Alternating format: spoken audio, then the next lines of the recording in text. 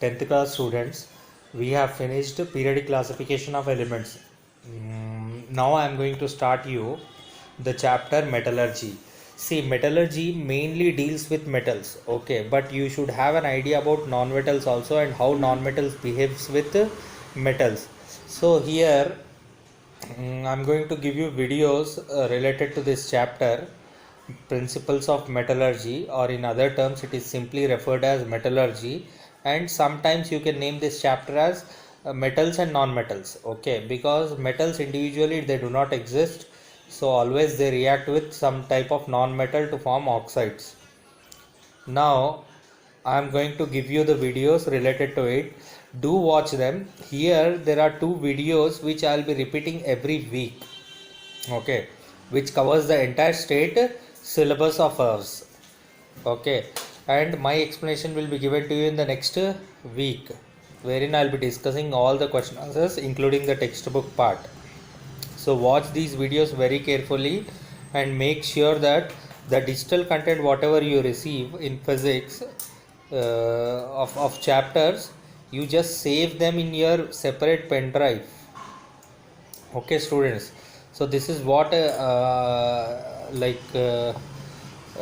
what I want you to do is save those digital videos, so in future you will be needing these videos for quick revision. Thank you. This video on metal and non-metal part 9 is brought to you by examfear.com. No more fear from exam. Before watching this video, please make sure that you have watched part 1 to part 8. So till now we have reacted metals with oxygen, with water and with acids. But still we were not able to find the exact reactivity. For example, we had doubt between potassium and sodium, we had doubt between gold and silver, we had doubt between copper and lead. So what should we do? Now let's have this 1-to-1 fight, 1-to-1 fight. And the winner is the one which is more reactive, right? So let's react with metal salts. For example, in this case, the fact is the more reactive metal will displace the less reactive metal. More reactive metal will displace, the stronger metal will displace the less reactive metals from their compound in solution or molten state. For example, we'll take this. With this, if you see that, as I told earlier, we have used this hydrogen oxygen acid, but we are not able to determine the reactivity series. So we are using displacement reaction that will give you better evidence of the reactivity. That is, the rule is very simple. If the metal A displaces the metal B from its solution, that means it is more reactive, whereas A is more reactive than B. Correct? Pretty simple. So if I have metal A plus solution of metal B, so if this will give solution of metal A and metal B is out, right? If this guy kicks metal out from the solution, if metal A kicks metal B from its solution, that means A is more reactive than B. With this rule will find. So scientists has done a lot of experiments on this and they have found that this is the reactivity series. For example, till now we were able to find that we were having confusion in this. This was clear to us. This was a confusion. This was a confusion, right? So, for example, lead and copper. So we have to find which one is more stronger. So you take this lead and you take copper solution, right? You react. You will find that you get PbCl2 plus copper. That means if you see that lead has displaced copper out. So we see that copper has came out. Thus I can say that lead is more stronger than copper. So if you see hydrogen we have placed here, because if you take let's suppose iron, or you take potassium, anything you can take. So you can take iron and you take H2SO4, right? You get FeSO4 plus H2. That means iron is able to displace hydrogen also from this. So iron is above hydrogen. In fact, lead will also be able to displace hydrogen from this H2SO4. So you take Pb and you take H2SO4, you get PbSO4 plus H2. But copper will not be able to displace this one. So this hydrogen is above copper. So that's why if you see gold and silver also, they have done like this. So end of the day, this displacement reaction is the best way actually to find the reactivity of the element. Correct. For example, let's suppose we want to find the reactivity of iron and copper. Okay. So what we'll do? We have this iron. We'll take this copper solution, copper sulfate. You'll react it. You get copper plus FeSO. That means what? Iron has kicked out copper from the solution. So iron is more reactive than copper. Same thing you can take for, let's suppose, manganese and copper you want to take. You can do the same thing. You have this manganese, you take copper solution, and you'll find that you get MgSO4 plus copper. So manganese took out this copper and the copper is out now. So with this I can say that manganese is more reactive than copper. Why it is more reactive and all, we study atoms. We'll study the structure of atoms, the electrons and all, and the valence electron and stability thing. That we will do later, maybe in the next 2 chapters. But now just understand manganese is more reactive than copper.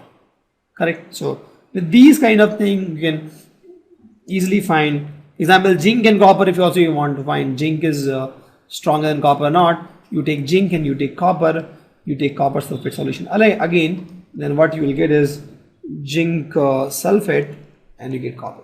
So here also if you see, zinc has kicked out copper and copper is out. So that means zinc is more stronger than. So let's suppose you take sodium and hydrogen. So hydrogen is not a metal, but we have put this in this because sometimes hydrogen behaves like a metal also. So we have the sodium and let's take this hydrochloric acid.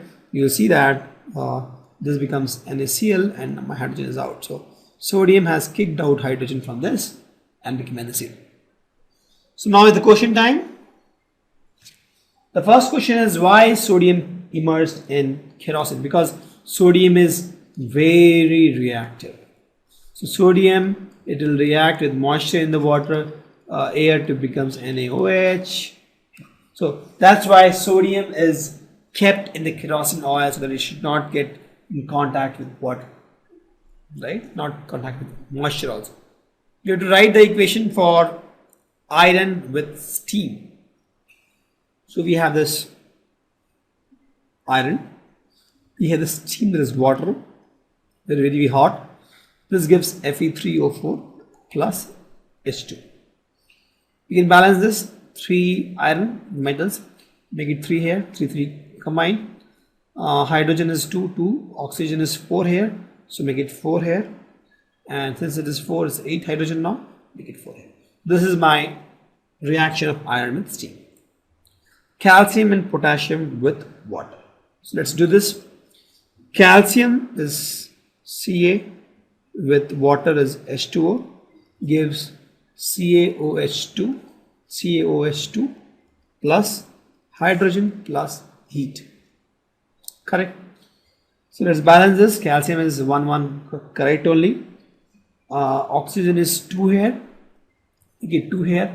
So hydrogen becomes 4. Hydrogen is 4. It's all balanced. Similarly, potassium. Potassium is K plus water gives potassium hydroxide KOH plus H2 plus heat. Let's balance this. Potassium is 1 balanced. Oxygen is 1 balanced. Hydrogen is 3 here. Hydrogen is only 1. So let's multiply with 2. You get 4. So you will multiply with 2 plus 2 4 becomes 2 potassium. It's 2. This is balanced now. Correct. So this is my balancing. The question says sample of 4 elements were taken and added to the following solution one by one. The following results were obtained, right? So we have to find what do you observe if B is added to copper sulfate solution. This is the first question, and we have to arrange the activity. These things in the decreasing order of reactivity. So let's see this properly. Please pay attention here. The first one says that A when react with iron sulfate there is no reaction. That means I'll write here A plus iron sulfate is FeSO4. There is no reaction. There is no reaction. That means A is lesser than iron. So let me write iron somewhere here. Somewhere we'll write iron. And my A is below iron. Correct? This part is done. Second it says when A is react with copper sulfate, A react with copper sulfate, there is a displacement. That means A is weaker than copper. Correct? Sorry, A is stronger than copper, that's why displacement is happening. A is displacing copper, that means A is stronger than copper. So copper will be somewhere here. Hope you understand this. Since A was not able to displace iron, A is weaker than iron. So this is my reactivity series, right? This is more reactive to less reactive. This is more reactive to less. So since A was not able to displace iron, that is iron is more reactive than A. But A was able to displace copper, A is more reactive than copper. This is also done. The third is B is when react with iron sulfate, no displacement. That is B plus FeSO4, there is no displacement. That is B is weaker. Sorry, there is a displacement. Sorry, the displacement. There is a displacement there. That means B is able to displace iron from here. That means B is stronger than iron. So we'll put B somewhere above iron. Correct? B is stronger than iron. That is B is able to displace iron sulfate. This is done. When B reacts with zinc sulfate, there is no reaction. So I will write here B with zinc sulfate, no reaction. That is B is weaker than zinc sulfate. Right? So zinc sulfate is stronger than B, that means, correct? So we'll put zinc is stronger than B somewhere here. Hope you understand. When B reacts with zinc sulfate, nothing happens. That is B is weaker than zinc. Zinc is stronger than B. That is done. So this is also done. C when reacts with iron, there is no reaction. So C plus FeSO4, there is no reaction. That is C is what? Weaker than iron. So weaker than iron, I can place C anywhere. From here I can put C anywhere. C can be somewhere here, somewhere down this line, right? We don't know where it is, but somewhere down C will be, right? Somewhere down the iron, correct? We don't know the actual position where C will be, but somewhere here it will be C. So C is there. C with copper sulfate, no reaction. C with copper sulfate, no reaction. So that means C should be somewhere below copper sulfate, right? So C should be somewhere here. We don't know. Correct? Because C is not even reacting with copper. So C is somewhere below copper. Zinc sulfate. C with zinc sulfate. No reaction. That is C is below zinc. C is already below zinc. So no need to worry. But we don't know the correct position of C, right? Maybe C is just below C, we don't know, or somewhere here, but C is something below C. So we don't know. C when reacted with silver nitrate, there is a displacement. That means C is stronger than silver. That means after C you have silver. That means let's suppose C is silver is here, then C should be somewhere here. Correct? I'll put C here. Correct? No issue. That is also done. D, when D reacts with iron sulfate, no reaction. That is D is weaker than iron. So D can be some anywhere here. I'll just put here for timing. I'll put here for timing D. D reacts with copper sulfate, no reaction. No reaction. So D will be below copper, right? Anywhere below copper. D reacts with zinc sulfate, no reaction. So D is anywhere below zinc. D reacts with silver nitrate, no reaction. So D reacts with silver nitrate, no reaction. That is D is even weaker than silver. That is D is somewhere below silver actually. That's the actual position of D. So D is actually here actually, right? So this is my order which I have got. Zinc is most reactive and D is less reactive, right? So now the question is, what will you observe is B is added to copper sulfate solution.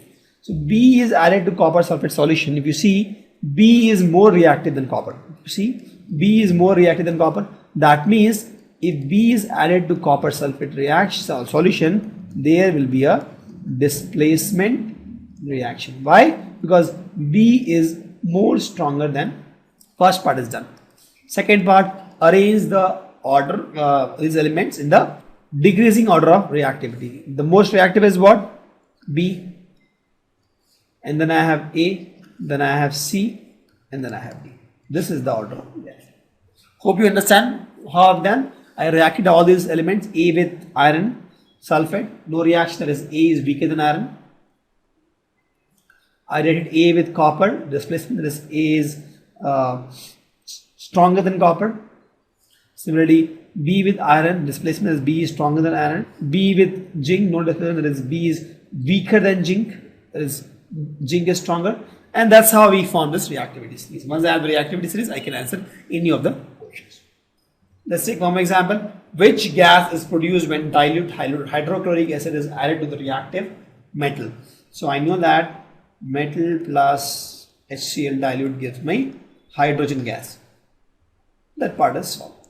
Write the chemical reaction where iron react with H2SO4. So I have iron, it reacts with H2SO4, it will give you FeSO4 plus hydrogen gas. And this is my reaction. Correct. What will you observe when zinc is added to the solution of iron sulfate? That is, I have zinc, I have iron sulfate. I know that zinc is more reactive than iron sulfate. That means it will displace iron from this. It will become zinc sulfate plus iron, right? Because zinc is more reactive than iron, we know from the reactivity series. Thank you.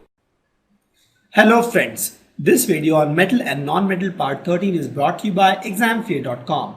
No more fear from exam. Before watching this video, please make sure that you have watched part 1 to part 12. Now we have learned ionic compounds. Let's learn the property of ionic compounds. Ionic compounds are solid and they are somewhat hard. They are solid and hard.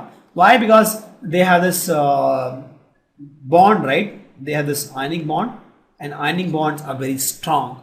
The intermolecular force is very strong because it's all the force between positive and negative charge, right? So the force is more strong. So maybe you'll understand more in the terms of physics, where you say that the force between charge and all the Coulomb's law and all. When you learn physics, you'll understand more on the force that acts between two charge or two opposite charge.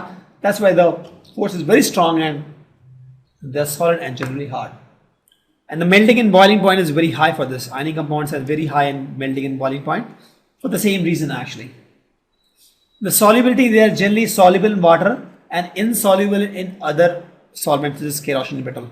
The reason I told you is same. You have this NaCl. For example, this is an ionic compound, Na plus and Cl minus.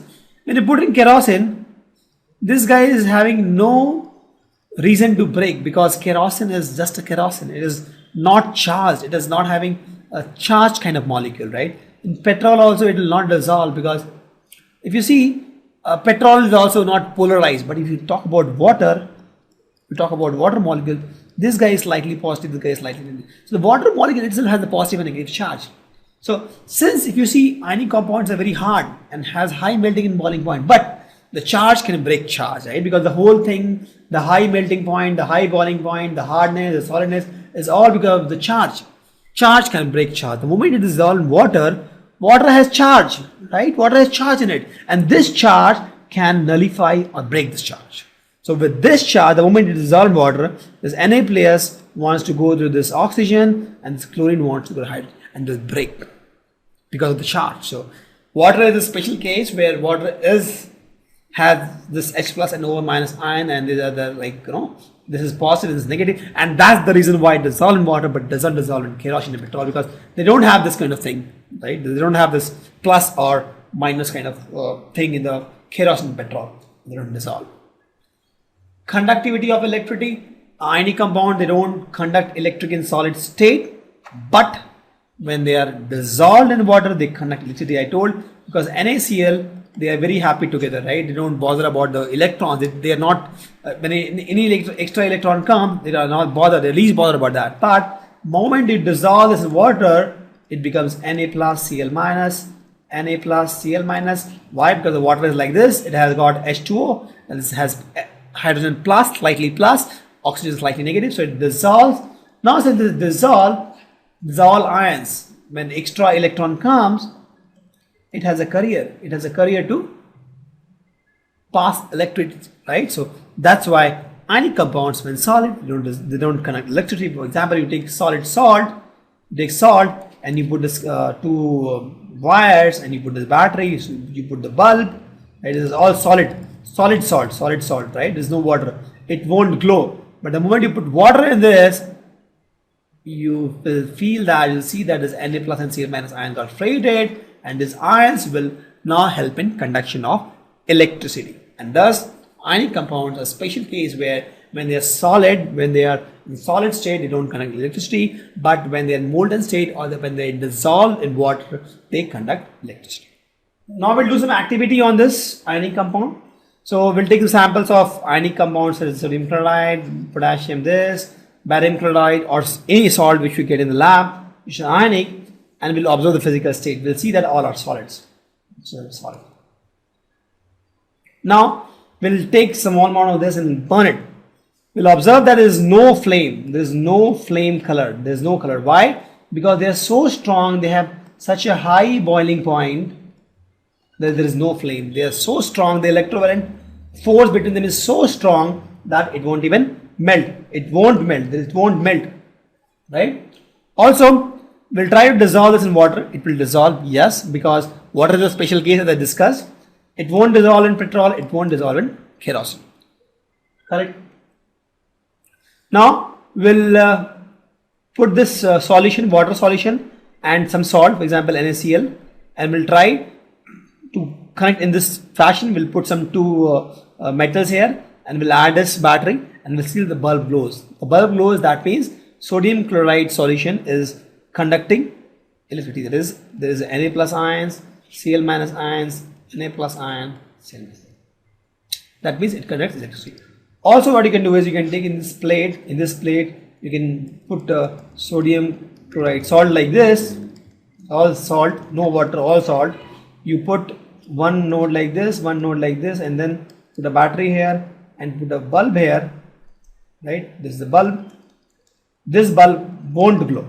Why? Because this is sodium chloride, but still it won't conduct electricity. Why? It is not in the solution state, because if it's not in solution state, it won't have free sodium and chlorine ions. In this case, it has free sodium and chlorine ions. It does dissolve in water. Correct? And in that case, it conducts electricity. In this case, it won't conduct electricity. Again, a question time.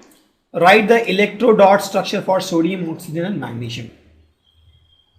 Show the formation of Na2O, MgO by transfer electron, and what are the ions present in this compound. So sodium we know is 281. That means sodium has 1 electron. Oxygen is 8, that is 2 and 6. That means oxygen has 6 electrons.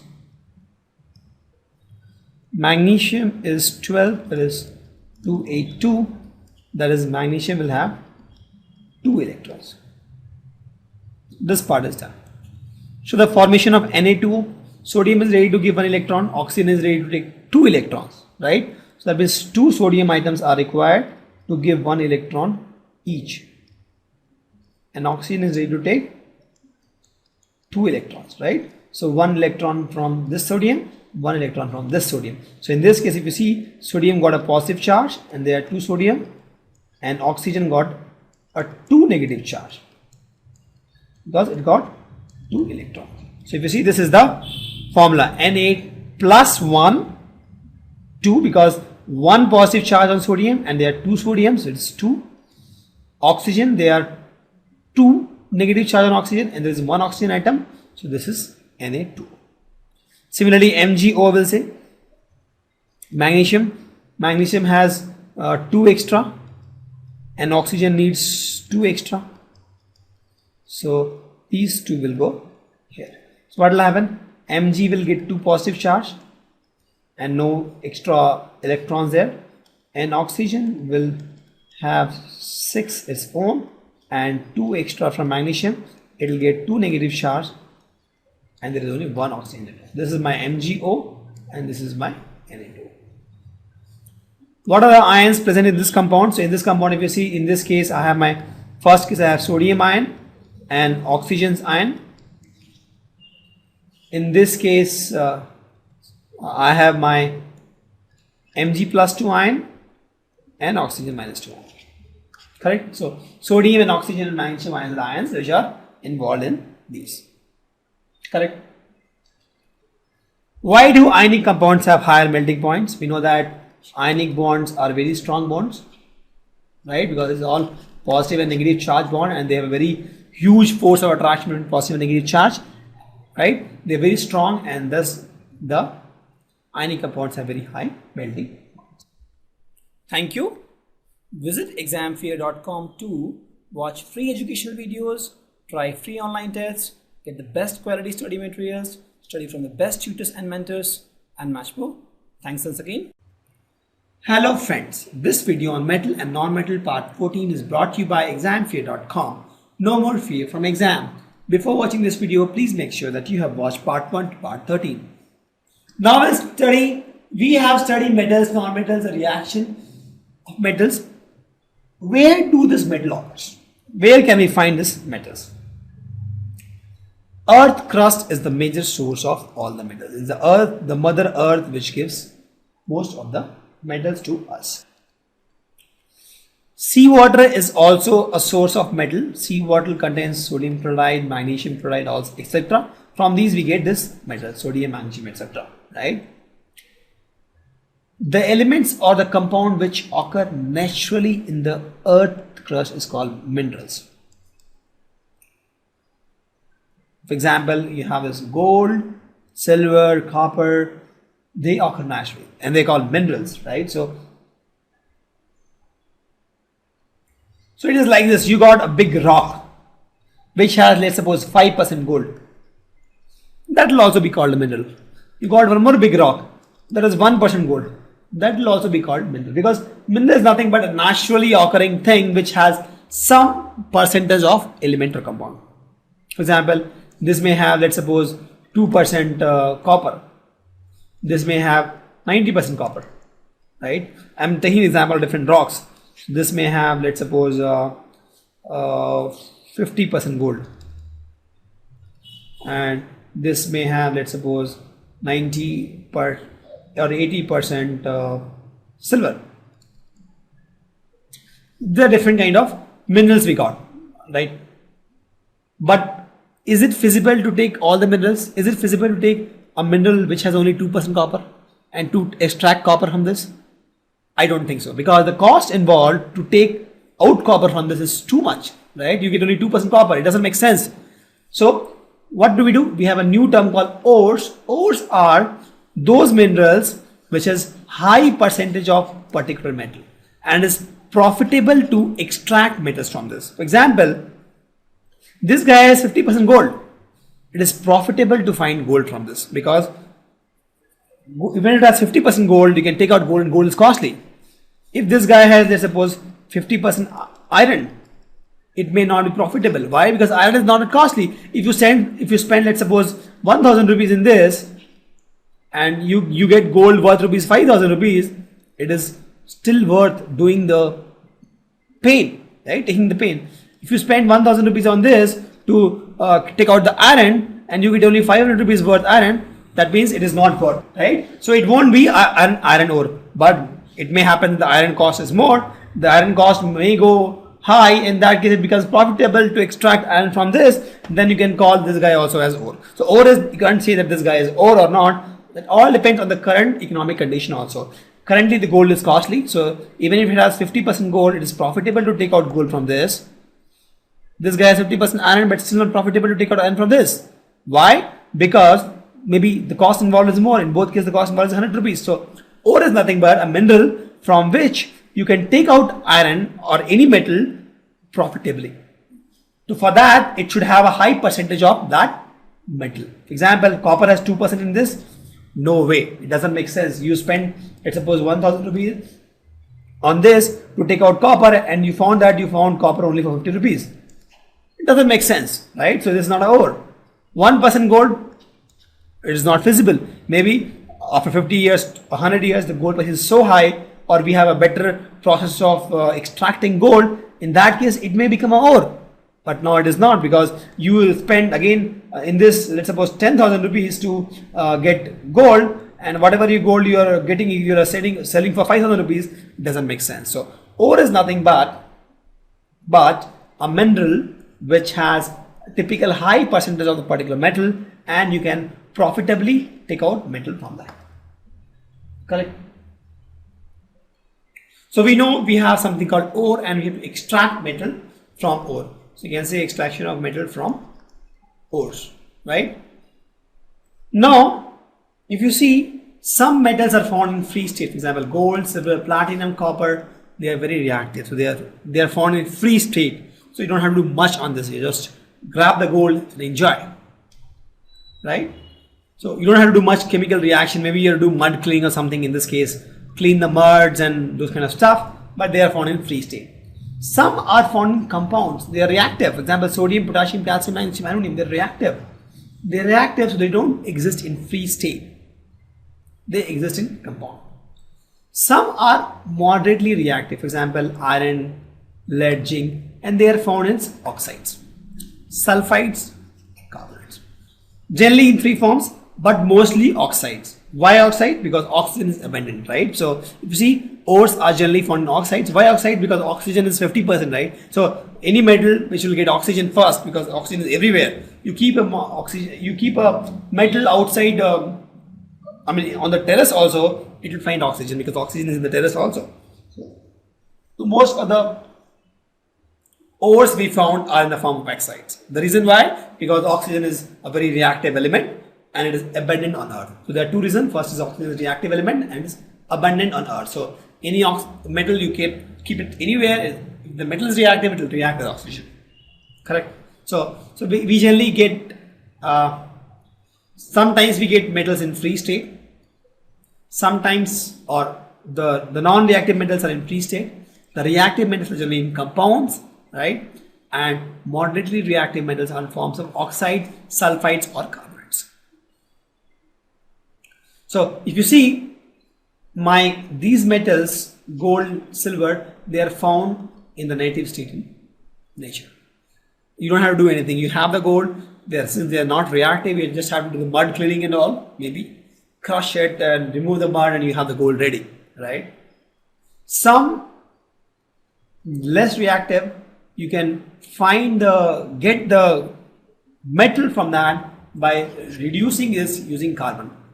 Since the carbon is cheaper, we are using this because see, everything the cost is involved, right? We don't want to use the costly elements to reduce things, right? We just want to do things that's cheaper, right? Because we have to, end of the day, get the metals and sell in the market, sell for profit, right? That's what I do. So they use carbon to reduce in these cases where they're moderately active. Some metals are very, very active. These metals, they can't reduce from carbon because they'll react with carbon, right? So they use electrolysis for extraction of such kind of metal. So we have three broad categories actually. Metals which are found in free state, you just get it, clean the mud. You have this metals which are moderately reactive. In that case, we reduce using carbon because generally we get in the form of oxides. Sorry, zinc oxide. We get in the form of oxides. We reduce in the form of using carbon, and some reactive metals we use electrolysis because you can't use the reduction method. Correct? So we have metals of low reactivity, we have metals of medium reactivity, and we have metals of high reactivity. Correct? For metals of low reactivity, we get natural form directly. Metals of medium reactivity is this guy, we get reduced, and metals of high reactivity use electrolysis. Thank you. Visit examfear.com to watch free educational videos, try free online tests, get the best quality study materials, study from the best tutors and mentors, and much more. Thanks once again. Hello friends, this video on metal and non-metal part 15 is brought to you by examfear.com. No more fear from exam. Before watching this video, please make sure that you have watched part 1 to part 14. Enrichment of ores. So what is this? See, generally the ore which we get, right, it has mud, it has a lot of stuffs in that. Mud, stones. So before we start the chemical reaction process on this, it is good to remove this mud, stone and all. And this can be removed without any chemical process, right? So you remove the mud, you remove the stone, and your ore is enriched. It has more ores actually. And this process is called enrichment of ores. Where if you see, the ores mined from the earth usually have impurities like soil, sand, and they are called gangue. They're called gangue. These are the impurities. Impurities in the ores are called gangue. So what we do is, this has to be removed before we start the chemical process on this, right? So before we start the extraction of the metal process, we remove this, and these are removed based on the physical property. For example, sometimes you crush the ore and then use the sheaf kind of thing, right? To filter it. So filter, then you can remove that, or sometimes you dissolve in water, the mud dissolves in water. So a lot of process we use which doesn't involve any chemical process. They are just physical process where we take the advantage of the physical property of the ore to remove the gangues or the impurities. So this process is called enrichment, where we remove the impurities from the ores, right? So in this, different separation techniques are applied accordingly based on the ores. So we'll not study this in deep now. Just understand that before you get the ore from the nature, it has mud, it has stone, it has sand in it, because nature composed of mud, sand, stone. So you want to remove all these things unnecessarily, because before you start the reaction of the ore is really in the oxide form. Before you start the reduction process or any other process, you want to remove these things, and removal of this process is called enrichment of ores. Once your ore is enriched, you have ores without sand or mud, you start the extraction process of the metal. Right? So the process is like this. You get ore from earth, okay? Then you enrich it, remove, that is remove sand, stone, etc. Once it is enriched, you start the extraction process.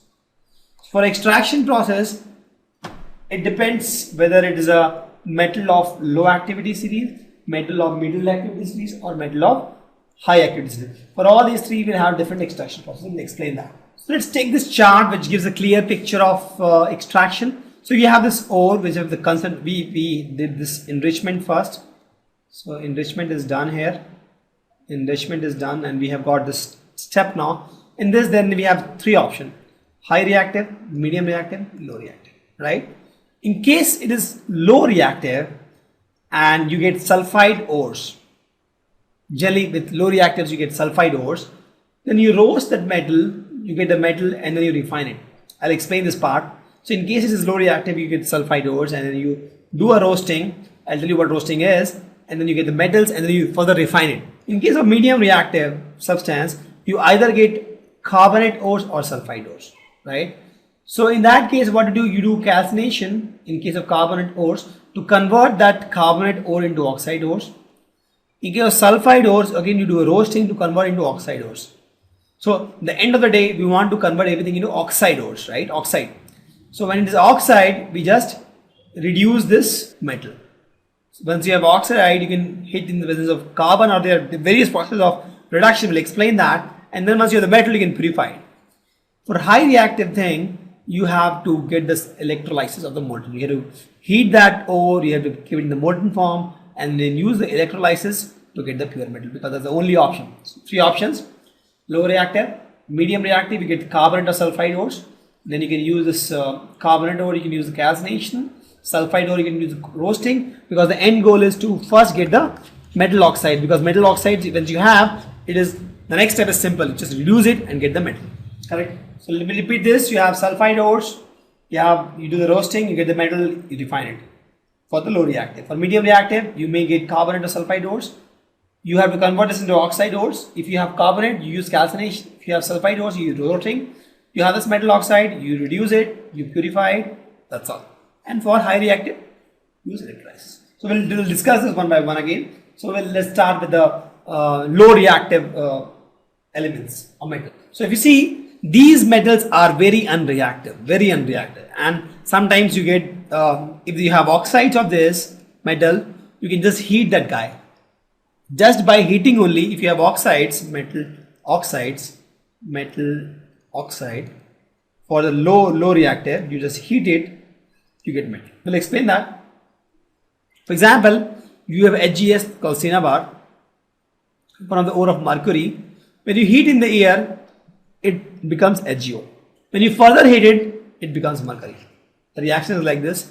You have HGS, the cinnabar, heat it in the presence of oxygen, it becomes HgO, mercury oxide. And then you again heat it, it becomes, and you get oxygen. Here you get SO2. So you just heat it and you get the metal. They are low reactive metals.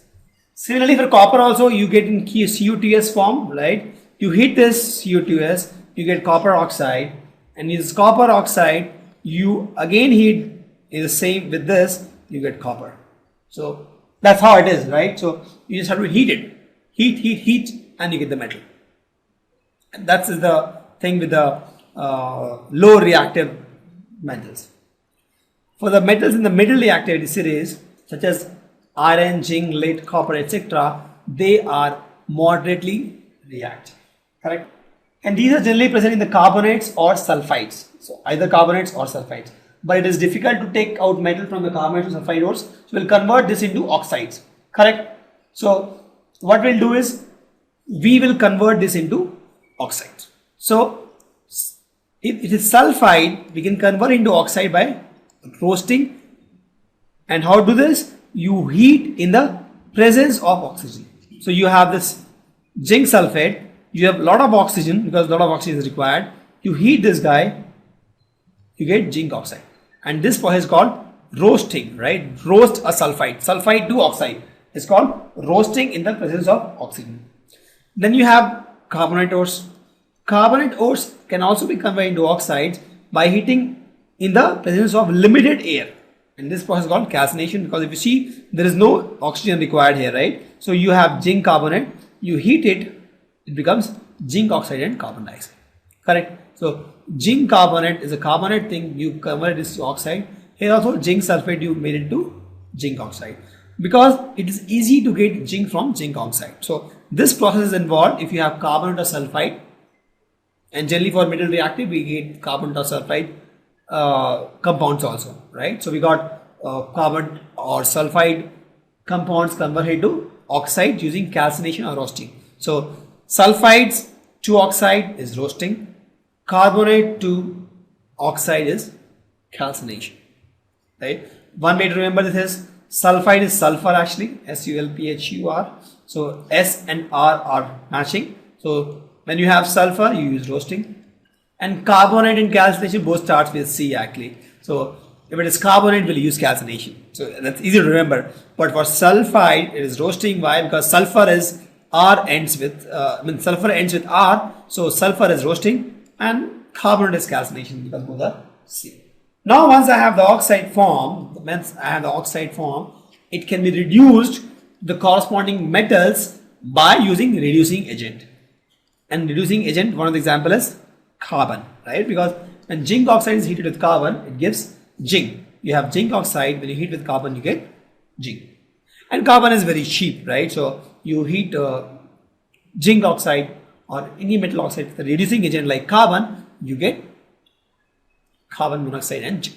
But we can't use carbon everywhere. For some reactive metals, we can't use carbon. So in that case, we use displacement reaction. If you see, sometimes displacement reaction is used, and for example, sodium, calcium, aluminum, etc. are used as reducing agent in this case. Sometimes when you can't use carbon, in that case we use sodium, calcium and copper. For example, manganese, you have manganese oxide, you can't use carbon, so in that case we'll use aluminum. So you get manganese out and Al2O3, and you get heat also.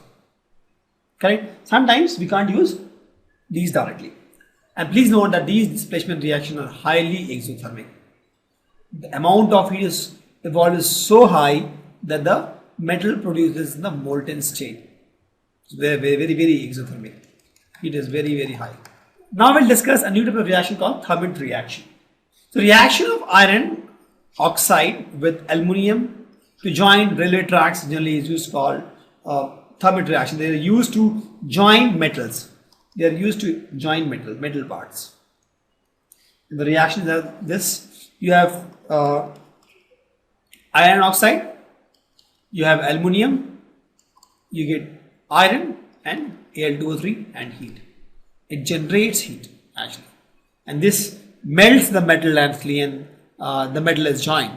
This reaction is called Thermit reaction, a very common reaction to join the metal parts. Reaction name is Thermit reaction. So in this case, if you see, these metals are very reactive. On the top of the activity C, they are very reactive, right? And they cannot be obtained by heating with carbon. Why? Because if you see, carbon will not be able to reduce the oxides of sodium, manganese and calcium. Carbon will not be able to, right? Why? Because these metals have more affinity towards oxygen than carbon. So that's why we can't use carbon. We can't use this carbon. We can't use this carbon for these metals, right? So that's why we use electrolytic reduction. Electrolytic reduction. In this case, for example, sodium, magnesium and calcium can be obtained by electrolytic reduction of their molten chlorides. For example, you have this sodium chloride molten form, and then in this case you use electrolytic reduction. The metals will be deposited at cathode and chlorine will be deposited at anode. I'll show you how. Example, if you see at cathode, you have this guy, right? So you have this cathode here, let's suppose, which is negative charge, and you have anode here, which gives a positive charge. That means there are very lot of electrons, free electrons here, right? Because cathode will give negative charge, so a lot of free electrons will come here. So this guy is an NaCl solution. Let's suppose NaCl solution, sodium chloride. So NaCl will be in this form, Na plus Cl minus, Na plus Cl minus, like this. So since it is Na plus, it will be attracted towards this electrons, correct? Because there are so many electrons. This is a negative charge, this is positive, it will be attracted. Negative and positive attracts, right? This guy attracted. And chlorine will be attracted towards this side. This positive charge, correct? Sorry, this guy positive. So if you see, what happens is, end of the day, I have my this cathode and I have my this anode. So all my chlorine ions will come here and all my sodium will. So now what happens is, the sodium plus from NaCl will get an electron from this guy, it will become sodium and will get deposited here, right? And at anode, this guy chlorine minus will get this, will lose one electron to this guy, because you see the electron flows like this, right? Electrons flow like this. So lose one electron and it will become chlorine gas and it will get deposited here. You understand the logic? What's happening here? So we have this container and we have some solution here, which is nothing but sodium chloride, molten sodium chloride, and molten sodium chloride is NaCl molten, which has Na plus and Cl minus. So Na plus will get attracted toward this electron, that is negative side, and Cl minus will get attracted toward the positive side, and all this chlorine gas will get in this part, that is the anode part, and all this sodium will get in this part, that is cathode part, and that's how this extraction happens, correct? So once I have my metal extracted using the various processes described, I have to refine these metals, right? Thank you. Visit examfear.com to watch free educational videos, try free online tests, get the best quality study materials, study from the best tutors and mentors, and much more. Thanks once again.